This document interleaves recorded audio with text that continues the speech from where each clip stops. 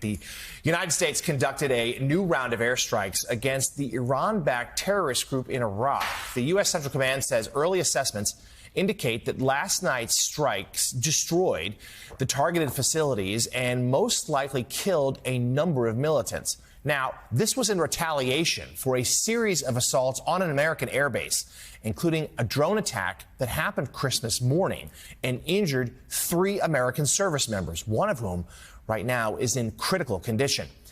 In a statement, Secretary of Defense Lloyd Austin explained that while the White House does not want to escalate conflict in the Middle East, he and the president will, quote, not hesitate to take necessary action to defend the United States, our troops, and our interests. Joining us now with more on this breaking news is NBC News national security and military correspondent Courtney Kube. Courtney, good to see you this morning. Give us the latest. Fill us in as to what we know about the initial attacks and then the United States response.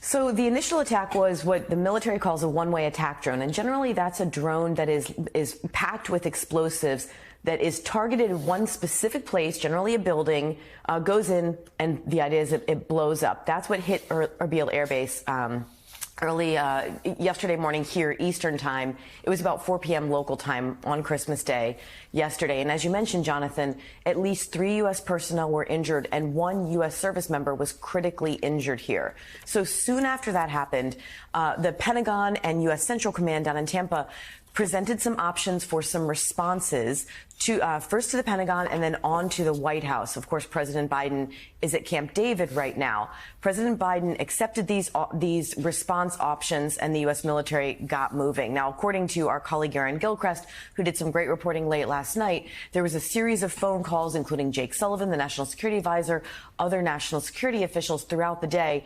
And late last night, about 8 p.m. here, local time, of course, that would be early Tuesday morning in Iraq, President Biden gave Secretary of Defense Lloyd Austin the go-ahead, and the U.S. military carried out these strikes. Now, what's important to point out here, there's been more than 100 attacks against bases housing U.S. service members in Iraq and Syria since October 17th. More than 100. We're about at 103.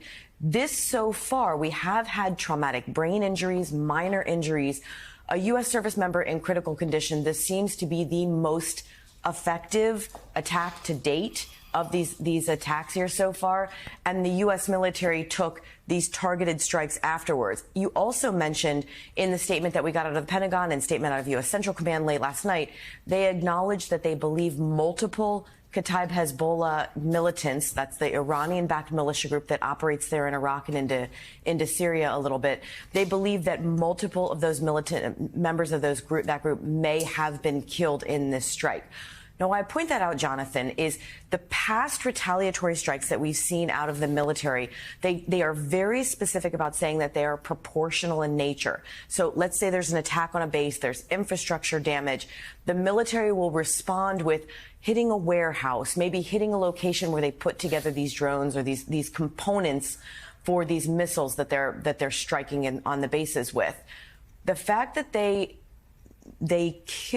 believe that they killed a number of these militia members, that is generally intended to send a message. The message here being there were U.S. military members injured, and again, 1 critically injured in this attack, and that they struck with what they would consider to be proportion, which is not only going after facilities where they make these, where they house their drones or their missile parts, but to actually go after some of these fighters, Jonathan.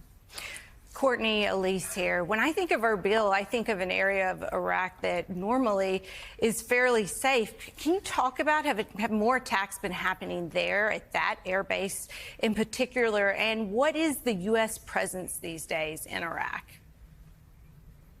Yeah, you're absolutely right. Erbil is beautiful. You can wander around on a Sunday afternoon up at the squares. There's kids playing. It is generally seen and has been seen as one of the safer areas. But the air base up there has been one of the major targets of these attacks since October 17th. They've seen a number of attacks. In fact, there was one about 2 months ago where one of these explosive-laden drones actually landed on one of the barracks at the air base there, and fortunately it didn't explode, or else we may have had a number of casualties there because there were U.S. service members inside. So Erbil has not been, unfortunately, has not been able to escape these attacks. And I will say, I keep pointing out October 17th was the day that these all started. That was when we saw this uptick in attacks by militia groups that are supported by Iran. So Kataib Hezbollah in Iraq and into Syria. We've heard a lot about the Houthi attacks against commercial shipping in the Red Sea and the Bab el-Mandeb. They all really picked up on October 17th. And as I mentioned, more than 100 have now occurred since then, and they have occurred in Erbil. There have also been a number. They've been about half and half in Iraq and Syria, just a few more in Syria than in Iraq since the 17th, Elise. NBC's Courtney Kube, thank you so much for your reporting. And we move